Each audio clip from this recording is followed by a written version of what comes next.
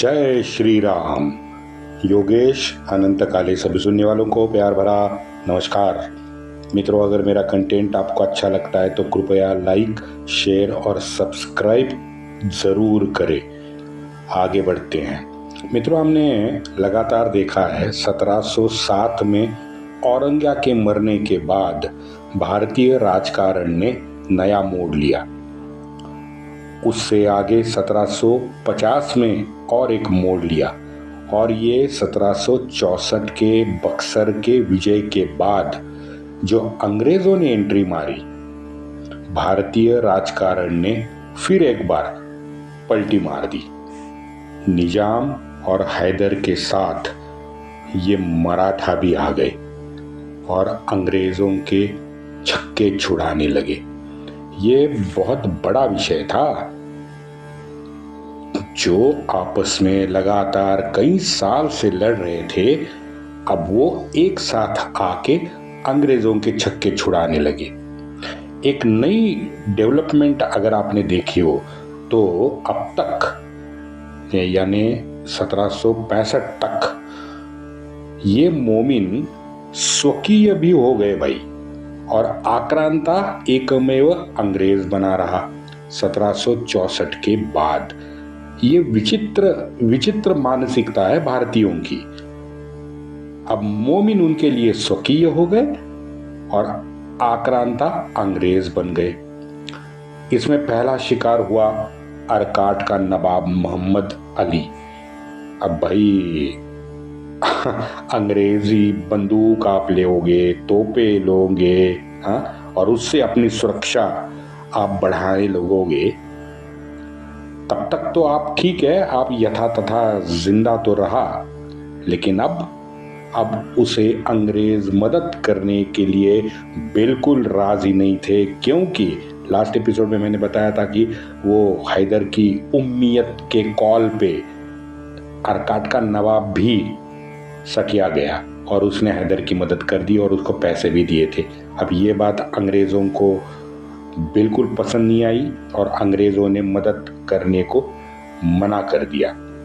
दोनों पक्ष यानी मोमिन और अंग्रेज दोनों अब मराठों को अपने पक्ष में लाने के लिए बेताब होते जा रहे थे। लास्ट एपिसोड में मैंने सुनाया था कि 2 बार मुंबई का अंग्रेज का वकील दौड़ते दौड़ते पुणे आ गया था माधवराव से मिलने। भाई युद्ध तो मराठा ही करने वाले थे ना, दोनों की तरफ से। दोनों को मालूम था कि हमें तो सिर्फ राज करना है।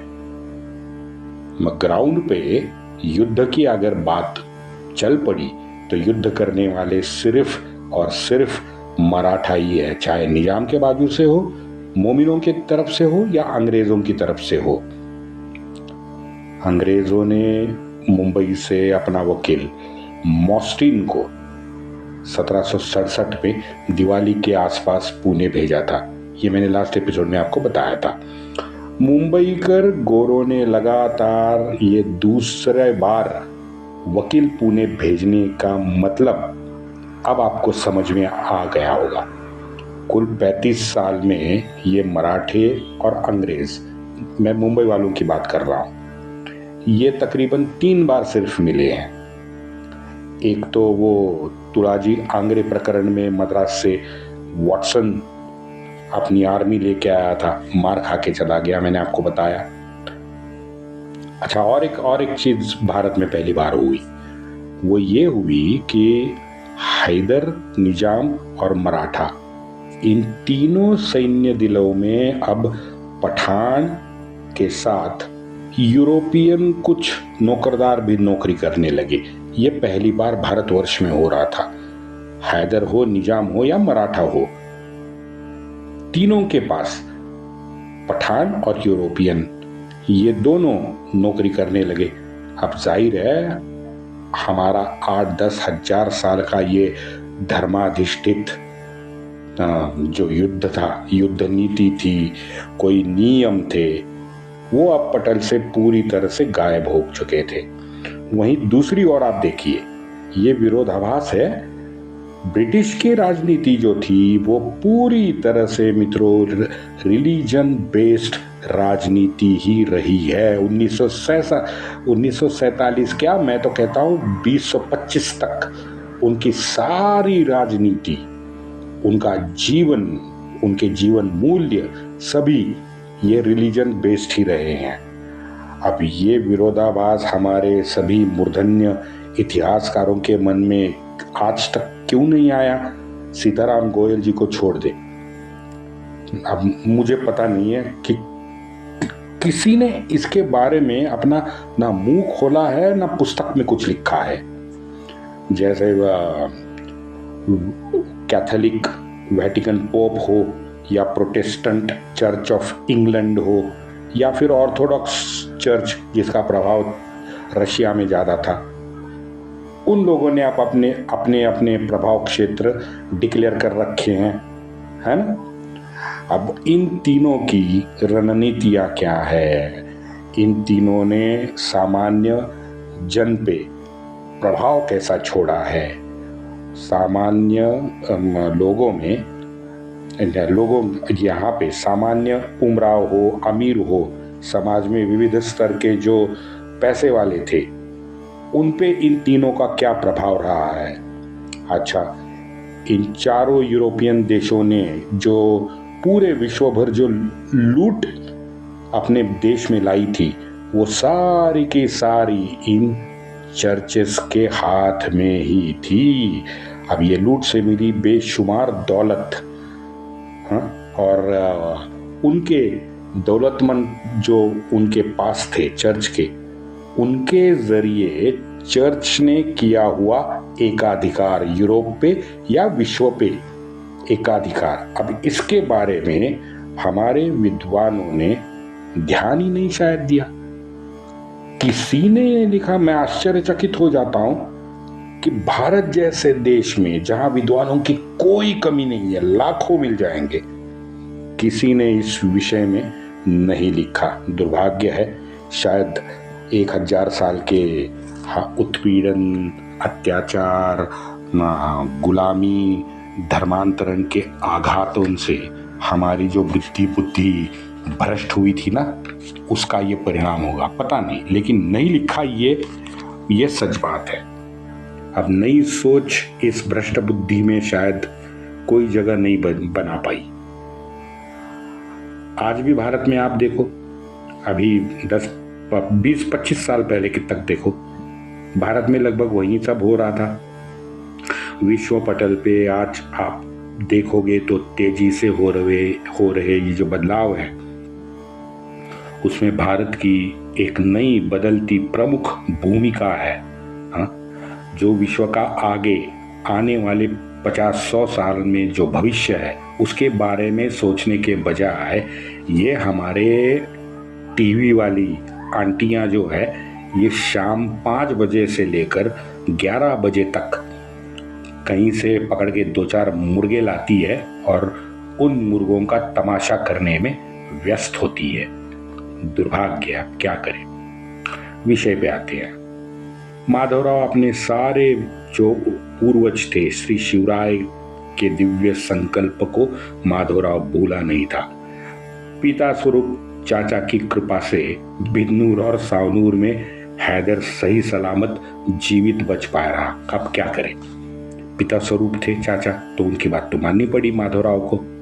लेकिन हैदर का निपात करने की माधवराव ने पहले से ठान ली थी, मैंने आपको बताया है। संधि होने के बाद भी तुंगभद्रा नदी से जो दक्षिण का सारा प्रदेश था ना, वो अभी तक स्वराज्य में आया नहीं था, हैदर के कब्जे में था। उस प्रदेश को माधवराव को छुड़वाना था।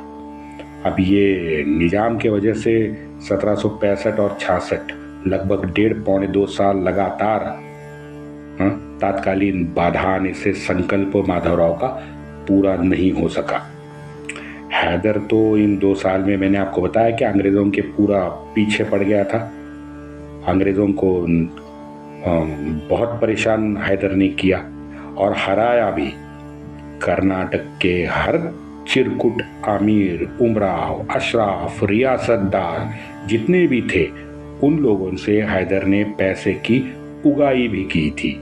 युवा माधवराव ने 1766 के दशहरे के बाद मित्रों गोपाल राव को कर्नाटक भेज दिया और युद्ध की तैयारी जोर शोर से शुरू कर दी। तारीख थी 26 अक्टूबर 1766। सभी मावड़े पुणे में जमे थे। माधवराव का ऑक्शन किया गया और ऑक्शन करने के बाद में तुरंत माधवराव पुणे से कर्नाटक की दिशा में निकला। नवंबर में माधवराव सुरपुर पहुंचा।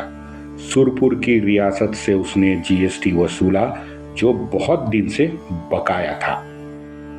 दिसंबर में आगे माधवराव अडवाणी, कर्नूल, कनकगिरी, चित्रदुर्ग और रायदुर्ग, तुंगभद्रा के उत्तर के बाजू, ये सब शहर आते हैं छोटे।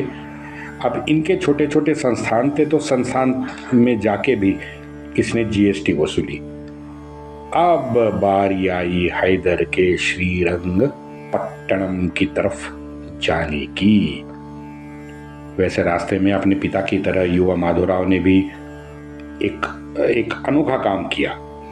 नाना ने भी किया था मध्य प्रदेश में, वैसे माधवराव ने भी किया। माधवराव ने अचानक बीच रास्ते अपनी सेना की गणना शुरू की और 3 अधिकारियों को युद्ध साहित्य का लेखा जोखा मांगने उनको युद्ध शिविर में अंदर भेज दिया। और ये भी माधवराव ने किया रात को 1 बजे के बाद। 1 बजे के बाद तो उसने इंस्पेक्शन शुरू कर दी। अब जो उसके साथ जो मराठा सरदार थे वो तो सब हक्का बक्का रह गए। दरअसल मित्रों, सेना में डिसिप्लिन लाने के लिए माधवराव ने ये मार्ग चुना था जो बिल्कुल सही था। इसमें माधवराव की कर्तव्य दक्षता हमारी नजर आती है कि भाई अनुशासन के प्रति उसका आग्रह भी हमको नजर आता है। पेशवा के आने की खबर जाहिर है हैदर तक तो पहुंच गई। अब उसने तुरंत अपने वकील को भाग दौड़ के पुणे भेजा। मात्र 1.5 दिन में श्रीरंगपट्टनम से आगे क्या नाम था, दंडीगुल गांव से पुणे 1.5 दिन में वकील पहुंचा है। आप समझ सकते हो वकील, मुझे पता नहीं, शायद वो रात को सोया भी होगा या नहीं। हाँ, 1.5 दिन में ये वकील पुणे पहुंचा। लेकिन माधवराव ने 2 टूक उसे उत्तर दे दिया। शीरा का इलाका और अन्य सभी मराठों के क्षेत्र को हैदर तुरंत खाली करे। 1 मुरार राव और सोंदे के जो पटवर्धन थे, इनको बार बार परेशान ना करे। सभी हमारे मंडलिक संस्थाओं के यहाँ बार बार हमला करके पैसे की उगाही भी हैदर ना करे।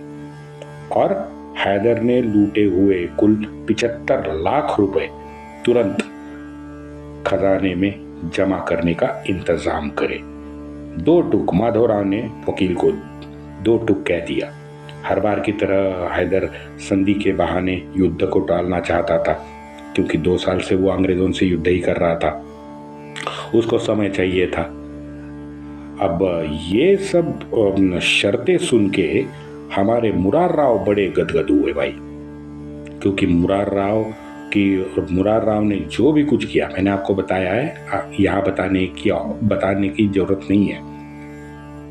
लेकिन फिर भी मुरार राव को इतना स्नेह जो माधवराव ने दिखाया, उससे मुरार राव गदगद हुआ।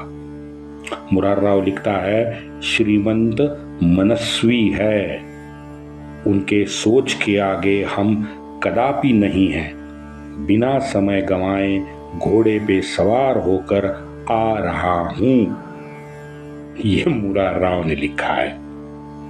आगे फिर फरवरी 67 में निजाम अली अपने लॉन्डों के साथ फ्रेंच तोपे और 15,000 मोमिन लेके पेशवा की सेना से जाके मिल गया। देखो आप, कितना विचित्र, सुनने में विचित्र लगता है। जो निजाम पुणे के सीमा तक आया था या रघुनाथ राव ने लाया था, अब वो 2-4 साल के बाद तुरंत माधवराव से जुड़ गया। 12 फरवरी 1767 को ये विशाल सेना शीरा संस्थान पहुंची, जहां हैदर का बहनोई था, मीर रेजा किलेदार था, या इसका शीरा के किले का किलेदार था। अब अकेला मोमिन वहां पे अकेला मोमिन क्या करेगा पता। ये विशाल सेना उसके पीछे पड़ गई थी। तुरंत मीर रेजा जो था ये शरण आ गया माधवराव को, और किला माधवराव को उसने सौंप दिया। केवल मित्रों 9 दिन के संघर्ष के बाद कोई भी मनुष्य हानि किए बिना पेशवा को जीत मिल गई। मीर रेजा को माधवराव ने अपने यहाँ पे हंसते हुए नौकरी भी दी, और गुर्रम कोड़ा एक छोटा सा गांव है, वहां की जागीर और वहां का एक किला इस मीर रेजा को भेंट कर दिया। अब प्रॉब्लम ये था कि मीर रेजा जो था उसके साथ मुरार राव की कोई पुरानी वैयक्तिक दुश्मनी भी थी।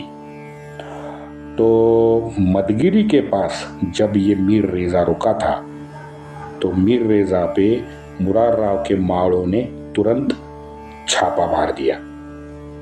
सारा माल मीर रेजा का लूट लिया और 4 लोगों की वहां पे उन्होंने हत्या कर दी।